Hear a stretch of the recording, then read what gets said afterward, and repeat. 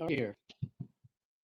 So, hello, everybody, and we will wait for a few more minutes for people to join. You'll see myself, Bill Miller, and Mark Essayian on the other side, and we do not do any slides. So, this is a conversation between two old friends in a way. So, You're not old.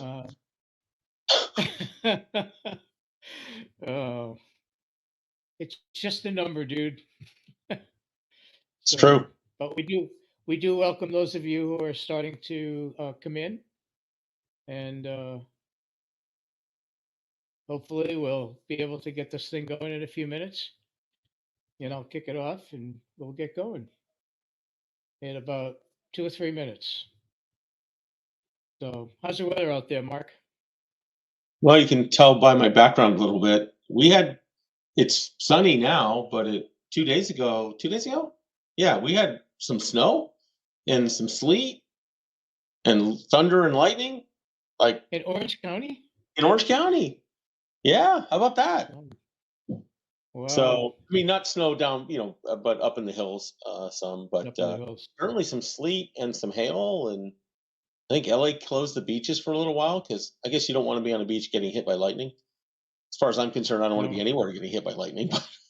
right. Well, here in Connecticut, the Northeast, for February, it's 55 degrees outside here right now, Wow. which is unheard of. We've set records the last week 2 or 3 times for But you'll warmth. take it. Anything's better than snow. I will take it. I will take it. So, welcome everybody as you join. I see a few people are starting to join us. So, we will get going in just a minute or two here. You'll see both Mark and I on the screen. We're ready to go.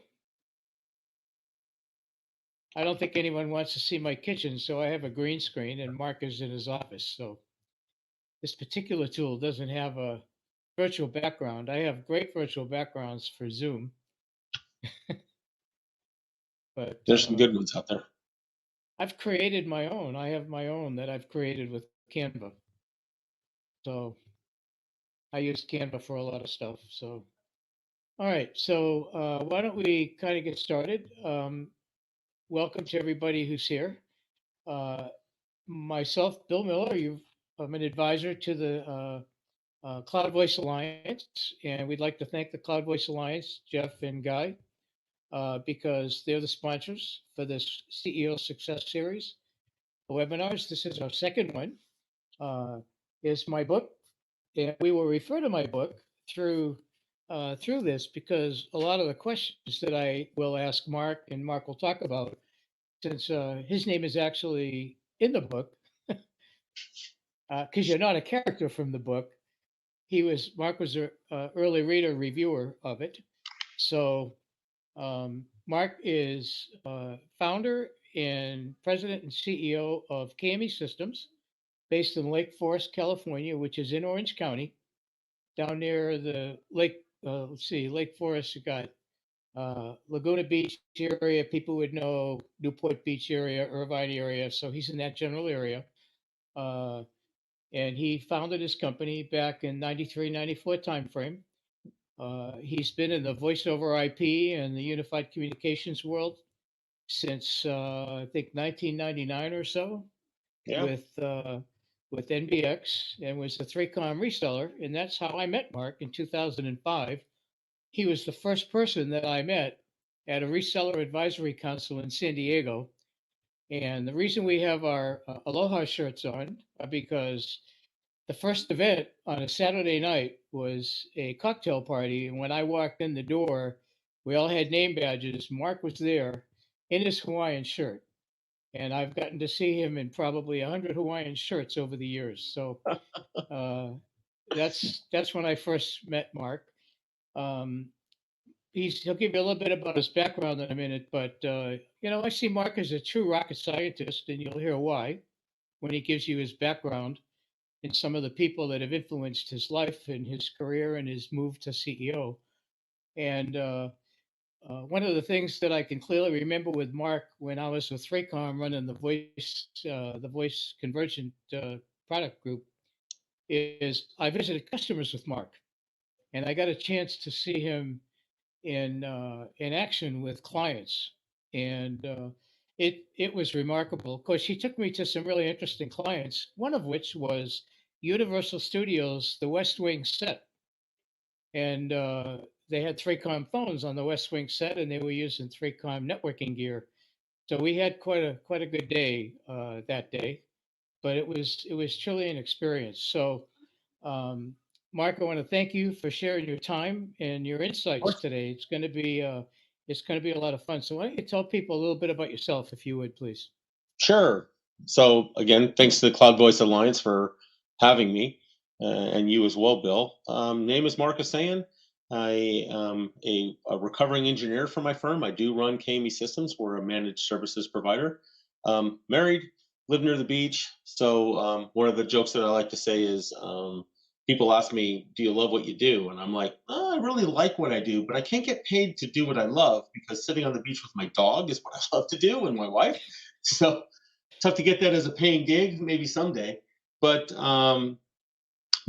as you alluded to a little bit, Bill, I did go to school at UCI and got my degrees in physics. So yes, I did become a rocket scientist for a period of time. So when people bring that up in a meeting, like it doesn't take a rocket scientist, I like get to raise my hand and go, well, if you need one. That's a few years past, and I was worked for an alarm monitoring firm of all things. And we were open 7 by 24, and I learned the meaning of real-time data analytics, and having to process real-time phone systems and all that stuff. So that was a bit of trial by fire for me. And then started my company in '93 with some really good people that I've been lucky to work with. And here we are today. Is that enough? Fantastic, Mark. Tell people a little bit about your background growing up in Nevada, whatever you're willing to share, Sure. and why you were interested in physics and how things work kind of concept. Yeah, so my dad moved to Las Vegas, Nevada in 1963. He got a job at the Nevada test site. And for those of you who are not familiar, the Nevada test site was formed to test atomic weapons. So in the 50s and the 60s, there was the Cold War, and we built a lot of weapons, and so did the Russians. We weren't really sure if they worked or not, again, for my father. And so he worked on what they called devices, and they bury them deep in the ground, 3 to 5,000 feet, and blow them up, see if they work. So I'm like, oh, I like the science behind that. And they figured out for a short period of time, hey, we can do high energy physics. So when I got to go visit my dad at the Nevada test site, I got to talk to people, and it really was a thing of wonder for me. Most people look at the sky and they know it's blue. I look at the sky and I know why it's blue. It's what makes me tick. I don't go around telling people that because it's boring, but not to me. So I think one of the funniest Yeah, things I ever had to deal with, Bill, was when I was going through school and I was learning these things that my father knew. And we're watching TV and we're sitting in chairs looking at the TV and describing to him the stuff that I'm learning. And I said, "Hey, Dad, what about XYZ?"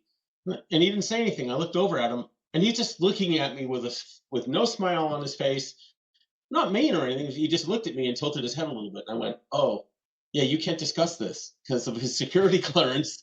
So that kind of bummed me out, right? That I knew I think I knew what he knew. And he knew what I knew because I could talk about it. But yeah, it just led me down that path of really trying to understand the world around us. yeah, it's interesting. When did you first realize that you wanted to start your own company and be the CEO of it?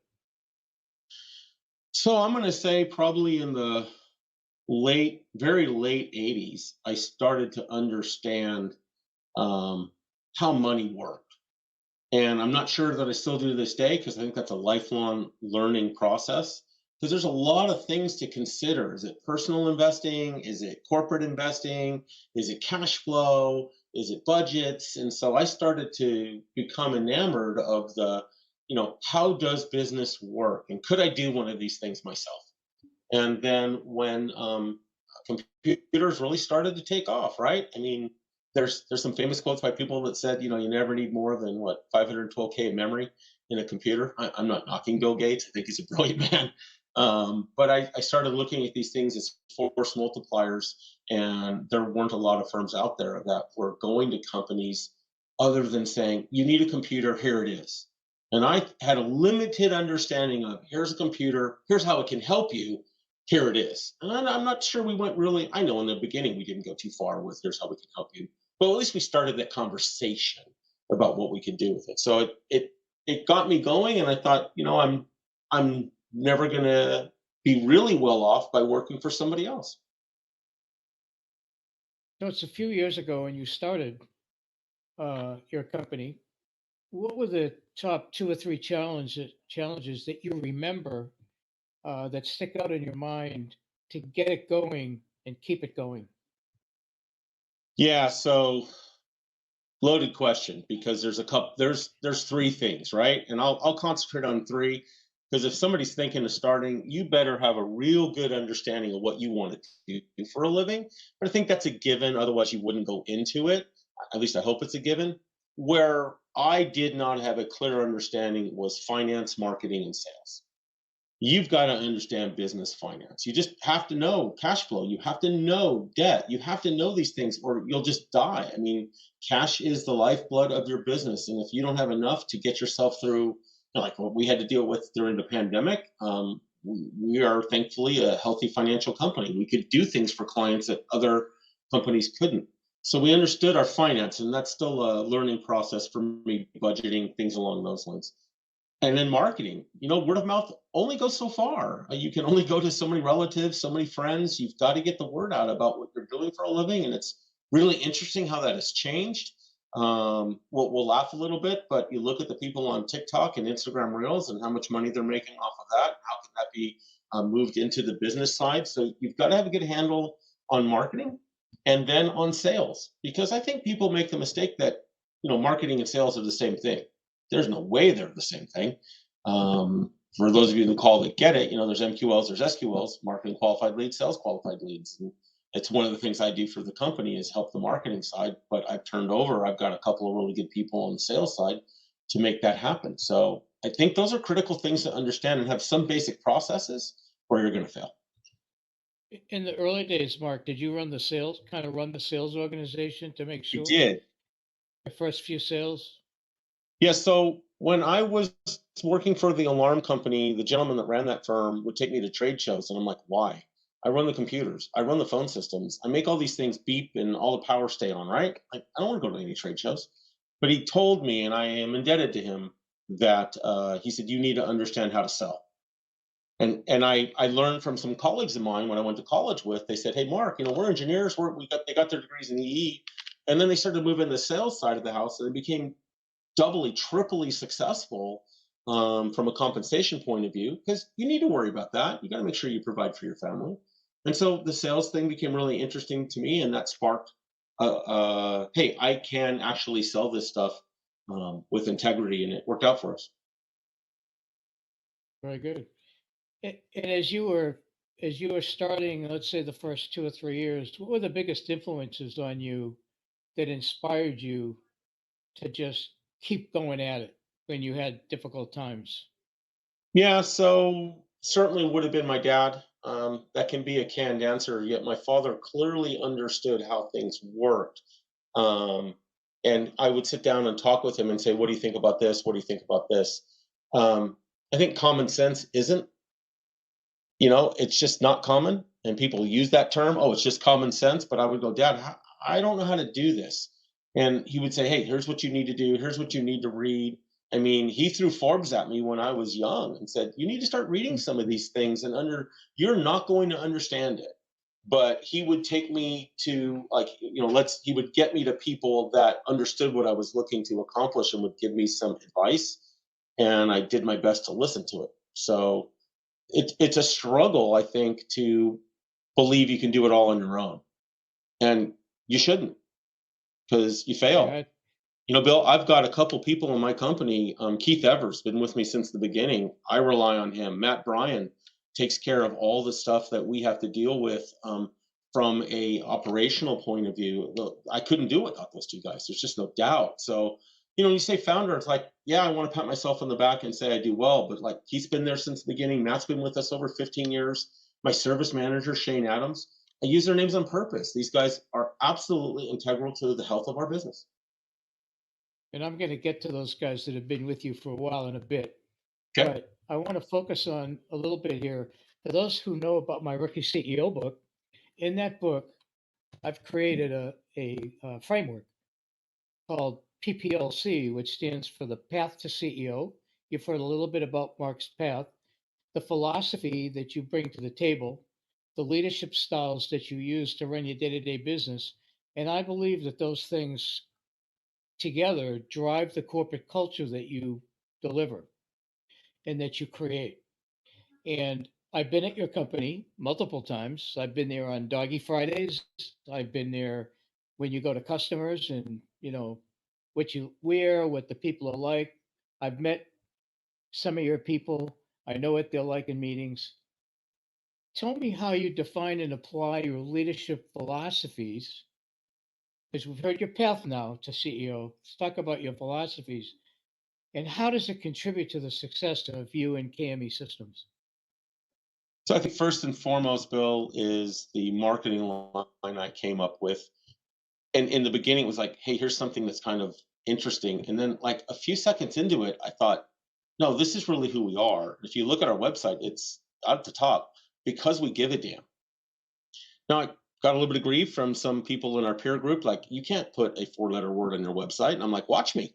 but Tell but people what you're really, talking. Tell people what you're talking about with that four-letter yeah. word. So our philosophy behind because we give a damn, we study the psychology of the sale and the psychology of the buyer, and the word because gets people to believe that you are an authority on the subject. But we give a damn when I'm talking to people. It's like, hey, if your phone system is down, my phone system is down. If your email's not working, my email's not working. And I think a lot of people in my space just view themselves as a term we came up with called technical janitors. Like, yeah, I'm just here to make sure things happen for you technically, but they don't really care about the operations of the business of the people we're working with. And that's what I instill into our people. So it's the we give a damn attitude go. But we also came up with an acronym called HIRE. We want you to hire us. So it's got a little bit of alliteration, but it really stands for honesty, integrity, respect, and ethics. And we encourage our people in our meetings, hey, if you think our leadership is not obeying those, we have an open door policy. Come in, shut the door, and tell me what you're unhappy about and why. Because if you don't have open communication about what you think your cultural and corporate values are, they're worth nothing.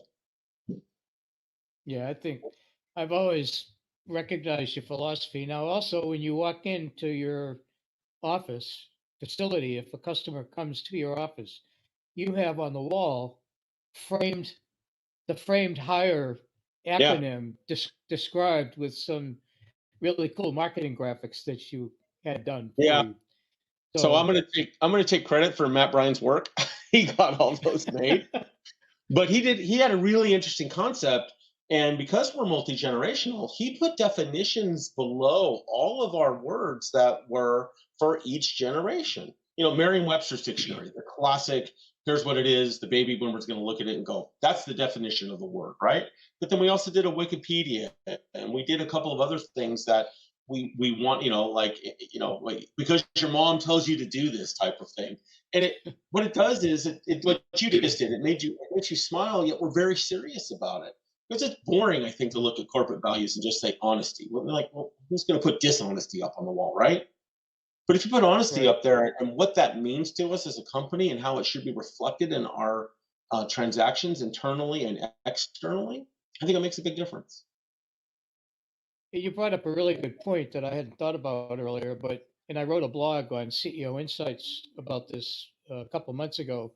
But the multi-generational changes that are occurring, and you even mentioned TikTok and Instagram. A lot of these kids are becoming CEOs because they start an online reel business, right? They're just Hmm. putting up reels, getting views and sponsorships. But you are running a company that's been around for over 20 years, 20 some odd years, 28 years or whatever it is, 27. And and you have multiple generations of people working for you. So your philosophies and then leadership styles have to cross the generations. So tell us a little bit about your leadership style and how do you differentiate your company that way? And you've started to discuss it a little bit, but you do have to handle all the multi generations. Yes, so that's a real difficult thing. I am of the belief that being self aware and authentic is the most difficult thing that a CEO can do. And if you're authentic with your team, even when I'm talking to a 20 something and I'm many years past that, if they perceive you as authentic in what you're saying, whether they agree with you or not, or have a different viewpoint, they truly come to believe that it's what you think. And if you're self aware about that, somebody could have a different viewpoint of yours, because I'm in the beginning was arrogant to think that I knew it all and have come to really understand how much I don't know. But, we smile about it. But, I tell people this is what I'm thinking and this is where we're at. And if they believe I'm coming from a place of true authentic behavior, that I'm not doing office politics, that I'm not trying to pull one over on them, that I really believe it, but that they're welcome to question my belief is a huge thing that allows you to talk to anybody no matter what their age is. We just got an intern, 17 years old, and I told him where I stand and how we do things and what I will stand for, what I won't stand for in the company. And he was like, wow, do all companies do this? And I'm like, well, I think they should. We do. I don't care about all companies. Good, good answer. It's interesting. So based now on your first PPL, right? Your path and how you got there, your mission to become a CEO, your philosophies, which I believe are the foundation of a successful company and a successful CEO, your leadership styles. uh, Tell us about the culture that you've created. What do the people say about the culture? Like if you're not there, what do you think people say about your culture? What do your customers play back to you? What do your people play back to you? So we do an anonymous survey quarterly. And to be fair, we try to do it quarterly. We end up doing it 2 or 3 times a year. And we get back from our team, hey, we don't agree with some of the things, but at least you listen to us. And I think a culture of involvement and making sure that everyone knows they have a voice, but I'm clear. There's some decisions I'm going to make that you're going to like. There's some decisions I'm going to make that you might have done differently. When I get to know somebody a lot better, I say, look, I have to make these decisions and I have to deal with them financially. I have a responsibility for how many mortgages, for how many, kids trying to go to school. I mean, when I do a business decision, I got to look at it through that lens. It's not just what's good for the company, but what's good for my people. And if I get to know you a little bit better, I will jokingly, if you disagree with me, which again, we're open door, come in and say, hey, I didn't like this, or what about that? It may come down to the point where I can say a little autocratically, when your name is on the front of the paycheck, you're allowed to make whatever decision you want to make, right? But it's a little bit of levity, but it's like I don't also go down the path of um, committee, because I one of my favorite jokes is, do you know what a camel is? And that's a horse designed by committee. You wanted to end up at a horse, but you ended up with a camel because everybody had their input. And if I want a horse, we may end up with a brown horse or a black horse or a race horse or whatever it is, but we're ending up with a horse because I think that's what's good for us. But people understand I am coming from the point of view that it's good for the business. It's good to keep them employed. It's good to make sure we keep the lights on. Very good. So, Mark, the last couple of years have been a real challenge for us here actually around the world, but especially in the US. What unique leadership challenges did you and your team overcome during the pandemic to keep things flowing, and not only just flowing, but really almost exploding? Because the UCAS world has been very successful, and you do a lot of conferencing and messaging. So, would you share that with us? Yeah, I think people on the receiving side of work from home may not have understood just how complex that was for the people such as us that had to deliver that. I mean, now if we're working with a company with 50 employees, I'm dealing with one network, right, Bill? A firewall, some security. Now they're all working from home. Now I have to support 50 networks for one client. And it's not easy to say, hey, I need to charge you for this. A lot of things we just had to get done. So we had some good tools in place. I think it only took us 2 weeks to get all of our clients working from home. And our team worked a lot of hours to make sure that that happened. But we understood what the impact was to our clients, because I told my team, you guys understand what the loaded costs of 50 employees not being able to work? They can't collect money, they can't make product, they can't make phone calls. We got to step up. So work from home was a real issue, but that became a real security issue, because their kids are at home playing Xbox, or somebody's downloading Netflix, and now you had this 100 megabit pipe that was awesome, but it's not awesome when everybody's at home doing what they need to do. Right now we've got mom and dad working from home, and mom's got to have connection to her secure network, and dad's got to have connection to his secure network back at the office. And then with our own team, we kept our office open, and we had a lot of people in the office and some people working from home. We've continued that, but making sure that they were secure and making sure that we followed the latest protocols and the social distancing and the masking and the cleaning. And for a year and a half, we were cleaning our office with special cleaners, and everybody had masks and ozone bug killing devices. I mean, you took it seriously. And it was a hell of a challenge staying connected to people, right? Because we're doing this over video, but we know each other. We'd meet each other at a bar and have a beer and pick right up. But it's not always the case when you have a new hire, right? You may have never met them. Right. And then now, of course, things are progressing, and you never really shut down your business, even though some people working more from home. So, how are you handling that today? Are you still hybrid, or does everybody come in? We're hybrid for sure. I think a lot of CEOs really struggled with, is my staff going to be productive at home? And I had to get over that. I trusted my people, but then you got to be self-aware and go, well, do you really trust them? Because you're concerned about them working from home and being productive. And so we have some productivity tools that we put in place, and we share them with our team. We go, hey, look, you need to be aware of where you're spending your time. We're pretty candid about our most expensive asset is our payroll, right? It just is, as a service provider. But when you tell your people, look, I'm going to trust you, these are the things that we expect of you, here's where you need to be, it really helped. And then our people pushed back and said, hey, we'd like to spend 2 or 3 days a week at home. And we're like, do we want to do that? And our service manager, Shane, said, we want to do that. I can make sure people are doing their job. And then I think a while ago, I can't give you the exact time, he sent everybody home. And everybody worked from home on Friday but him. Now, I was in the office with Shane, and it was like just the two of us. And it was a little eerie because it was just dead silent, right? But it works. And we did it because people asked. And I think we get more out of them. They don't have to commute. They're not stressed. I'm in Southern California. Some people have to take an hour to get to work, and they may live 25 minutes or 25 miles away.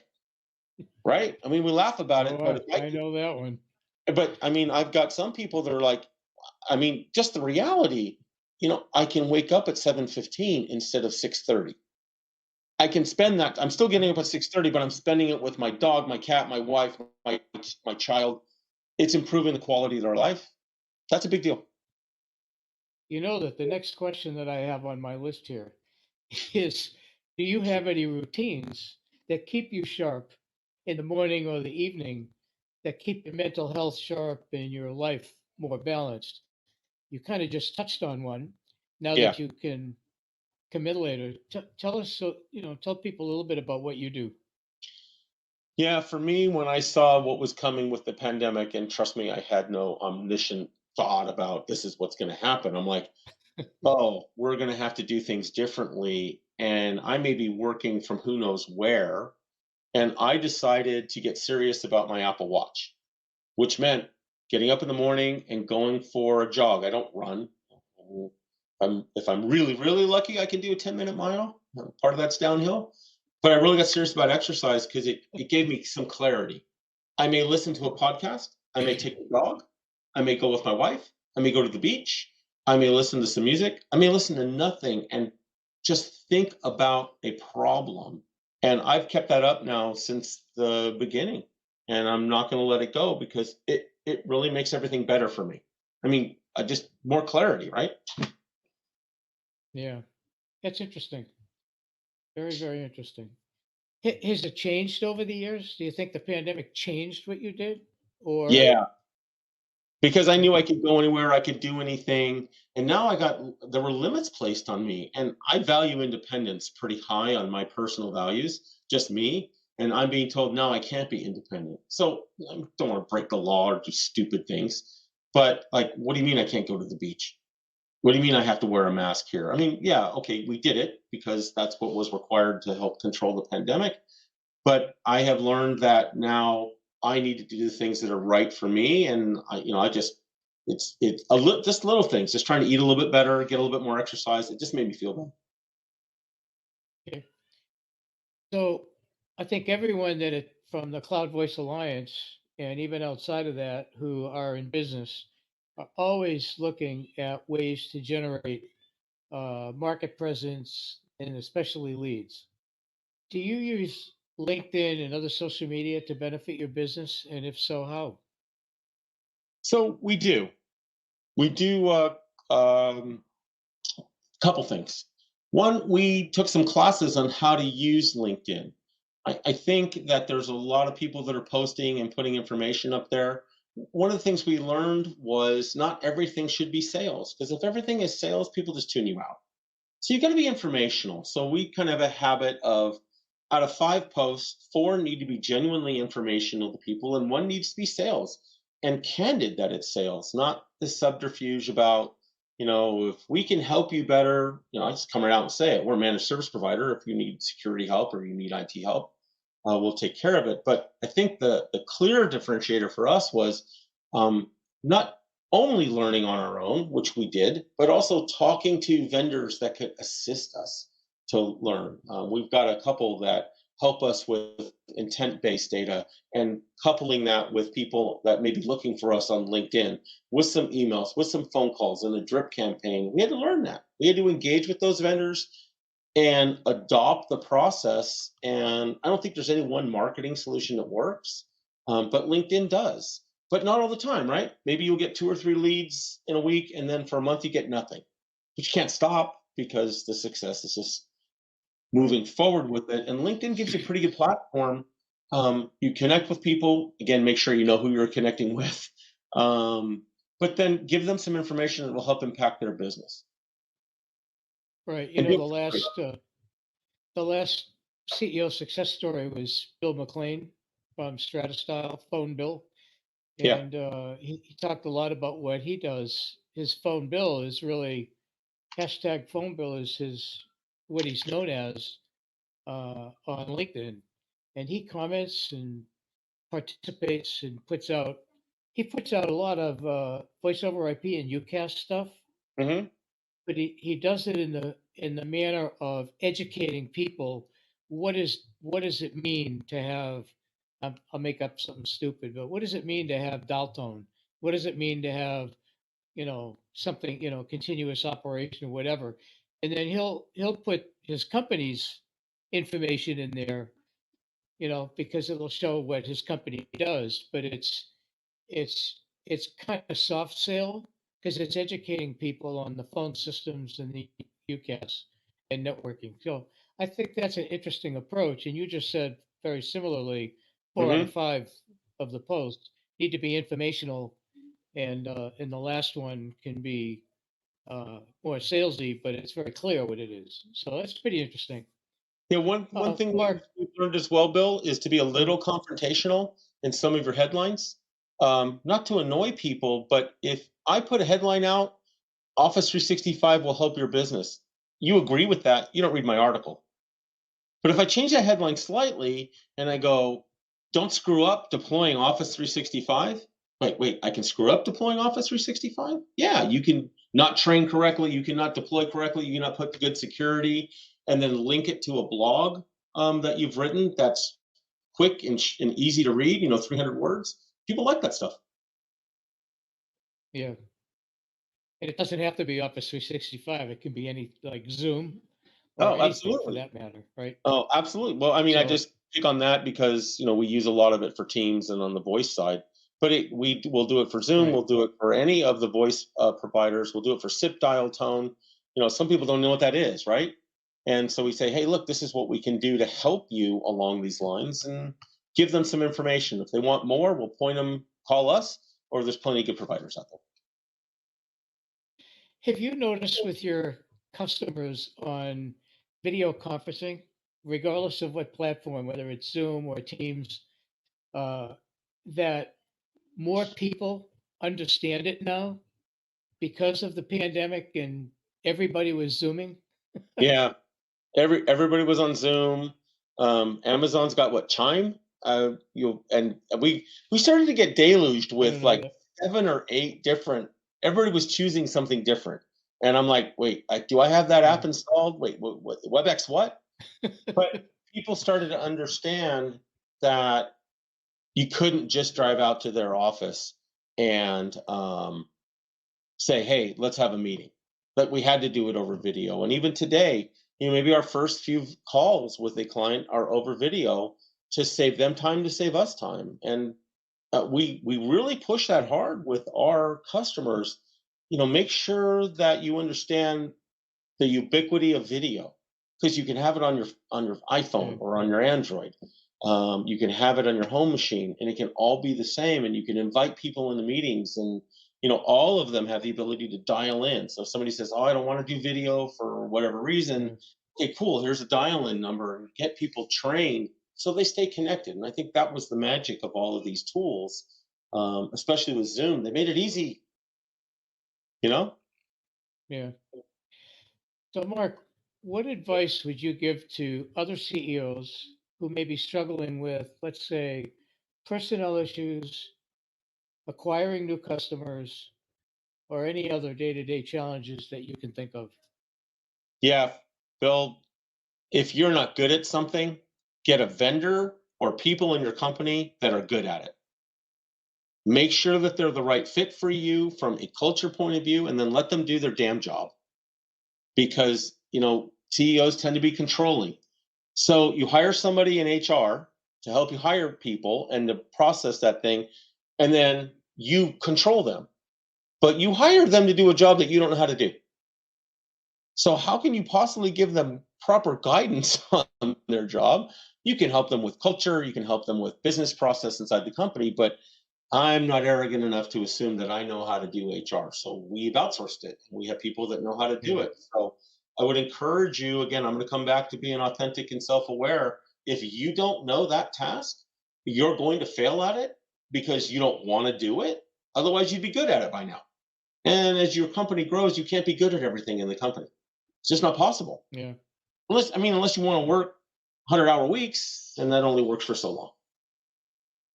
So, unfortunately, especially in small startup companies or business owners, CEOs, they do think they know everything and they are somewhat arrogant. And they may have an advisor or two who tell them, hey, do this, it worked for me. Hey, do this, it Yeah. worked for me. Don't do that, it didn't work for me. Unfortunately, that advice is not in context. So you then own it and tell everybody else what to do. Now, I've worked for some CEOs like that. You may know one or two of those CEOs that I wrote about in the book, but don't identify real names. Uh, Very controlling, and at least one of those CEOs did something about it by hiring me as a consultant to help him. Uh, but the fact is that sometimes you can't, you get stuck. And I think that's one of the things you actually, without us preparing for that question, you hit the nail on the head. Hire somebody, whether it's an agency or people or a consultant or a coach or somebody that's going to help unstuck you because nobody's perfect and nobody knows it all. I don't care who you are, no matter how smart you are. Um, So let me add one Mark, other thing to that, Bill. We are no, go also a ahead. member of a couple of peer groups that we demand honest, Yeah. awkward communication. And I shouldn't say honest because I don't like that word. I like candid and transparent, but it's got to be awkward. And you can do that for free. You can get some people that you know and just sit down and say, look, I need to have a candid conversation with you. I have a problem. What would you do here? And then walk through. So I would recommend that you join a peer group, especially as a CEO, so you're amongst equals and you can have that conversation that you may not want to have internally because you perceive it as a failing that you have to have the conversation. But if you're with equals, it's not a failing. Some people feel that way. Yeah, I don't ever think anything's failing. I think it's experience, it's knowledge and learning. Yeah, And I never really realized that until the last few years myself. So, I always used to think a project was a failure if it didn't happen on time or if it wasn't perfect. But it's not yeah. like that. It's just learning and experience. What would the Mark Essayian of 2022 uh, tell the Mark Essayian of 1995? What would be the advice you would give yourself? Oh, be candid about your abilities. Hmm. Because I used to think I knew a lot and that this was easy and marketing isn't important and sales is just one phone call and people will understand your value proposition and want to buy from you because you explained it. Yeah, that's not true. You've got to really be aware of what you're good at, what you're not good at, and then make sure you surround yourself with people like I've mentioned before that do the job 80% as well as you. And just when they get to 80% as good as you, it's their job and you forget about it because when you try and be Yeah. controlling and try and still put your stamp on that, you're going to fail. And so that's what I would tell, my younger person, hey, understand what you're good at, liberate yourself to be truly good at it, and then get other people around you that understand that that's their job to get done to make the company be healthy and make money and et cetera. Okay. So, Mark, what is one factoid that no one really knows about you that you're willing to share with us? Uh, other than that, I trained to be a physicist and I ended up not becoming one. Um, let's see. I love to drive at excessive rates of speed where legally warranted. So I love to get out onto a track, and I like to learn how to drive a car very fast. And so that's a hell of a skill. I am at best an awkward amateur at it, but I've gone through several driving classes, and when somebody is yelling in your ear, "Speed up, speed up, speed up," when you're going into a turn at 110 miles an hour, which is not normal for a human being unless you're a pro, right? But the car can do it. You've been trained on it. You know what's going on, and I really enjoy that.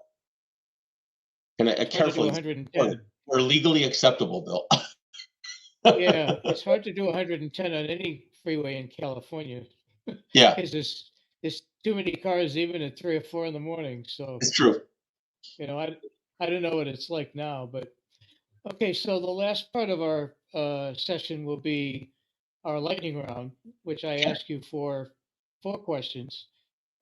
Since the pandemic started in March of 2020, February, March 20, what's the one thing in your life that has changed permanently? I'll go back to exercise for my mental health. Getting out. I don't like to do it inside a gym. I'm not saying it's bad. I like to get out and go for a walk or take the dog and go for a jog.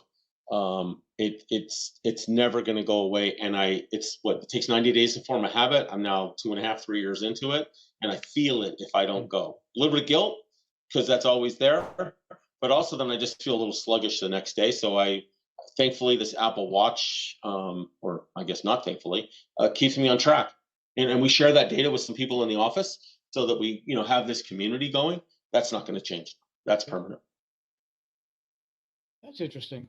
And I know when you're out walking or jogging because you take great pictures and put them on Instagram. Yeah, yeah. Mark puts out great pictures of the beach and the sunsets, and they are, if you've never been out there, they are beautiful to The Orange iPhone County. does a good job, Bill. Yeah. So, so Mark, what's the one thing you learned just on LinkedIn from someone else that has helped your business? That there is no silver bullet on LinkedIn. You have to continuously change how you're communicating to who you're communicating. Don't try and do a post that is to everyone. We all have segments of people that we're talking to, and for us, it might be healthcare or manufacturing. They're different, unless of course they're healthcare manufacturing. That's a whole other world that I won't go into. But make sure that you understand your audience on LinkedIn and that you're communicating with them correctly, and call it out, right? That's what the hashtags are for to me. Call out healthcare, call out manufacturing, call out finance, because I don't expect a finance person to read my healthcare comment. It just isn't material to them. It's just to scroll through and be done with it, as they should. That's fair. So we touched on this next one a little bit, but what's the one piece of advice that you would give a new hire Gen Z to your company to be successful? Right? They're looking Gen Zs are 25 and under. Yeah. What would they be looking for in your company, and what would you tell them to convince them to come to work for KME? So the one thing that I think is really important there, it's important for all of the generations, but I think for Gen Z, it's to consider listen to understand, not to respond, because they tend not to use the phone. They tend not to have this we have found not to have as much conversation like we're having. It's more text or it's more email. I look at people and they've got 7 chats going on their phone. I get it. But you've got to understand that people are talking to you, and it's not just to form an immediate response, or you lose 80% of what they're trying to say. So listen to, understand, not to respond, I think is pretty critical. That's an interesting one. So we've talked in the past a lot about books. Yeah. In fact, you had given me one recommendation that's an awesome book, the Chris Voss Never Split the Difference. What was the last book you read, and how has it helped you? So I just reread that book. I'm now on like my 16th. I put a little check mark now how many times I've read it, because every time I go back, I'm like, oh yeah, he says that. Oh, I used to think I was a good negotiator until I read his book. If you think you're good at negotiation, read the book. You'll find out differently, like I did, unless you're a professional at it, of course. And it's not just tricks. It's how you should understand what the other human being in front of you is considering. And his joke is you can't split the difference in hostage negotiation. That's who he was. You can't say, well, you took 12 people hostage, give me 6 and kill the other 6. I mean, there's a lot of good stories like that. But Bill, what I do is I try and read a nonfiction and a fiction book, all the time. So this last month, I actually read Truman by the gentleman McCullough, who writes a lot of good history books, and I was amazed at how much I had no idea about Truman and what he was thrust into when he became president. That's interesting. All right. Well, is there anything else, Mark, that you would like to share or say as we come down the home stretch here? Yeah, I would just think there's going to be, if you're a new CEO or you're current, you're going to have some very difficult times that are going to happen. It's just how it is. The buck stops with you. Make sure that you've got some type of support that you're working with, spouse, peer group, couple of other people that you can speak with, so that you don't feel that you're alone at the top of the mountain. There's good people out there that can make things happen for you, and I'm going to call them out again. I've got good people in my organization that I can't do it without them. Matt, Keith, Shane, several others. I won't go into all the names, but those guys make it happen. And when you're facing tough times, I can walk into a room with these guys and say, hey, we've got an issue, and this is how I see it, and I need some help. And they step up all the time, every time. You need that. That's fantastic. Well, I'd like to thank again the Cloud Voice Alliance for sponsoring the CEO Success Series. And I'd like to thank you, Mark, for your time and insights. And I do hope they help others who either watch this live or that join us in the replay. And I mean, that's what it's all about: helping people become better at what they do, sharing experiences, and I do hope it was good for everybody. For those who care, the next CEO success story will be probably in April. And Dan Rosenrauch from the CEO of Virtue has agreed uh, to participate like Mark has. So I think that'll be great. And thanks again, Mark. And thanks to everybody who showed up. And yeah, there you go. You see, there's a comment for you, Mark, there Yeah, I saw. from Hi, Leanne. Leanne. We go way back. So, oh, that's good. That's good. All right. Well, again, thank you, everybody, and have a great day and a great week and a great year. Hope it's good with all this inflationary stuff going on for everybody. Thank you, Bill. Take care, Appreciate the everyone. opportunity.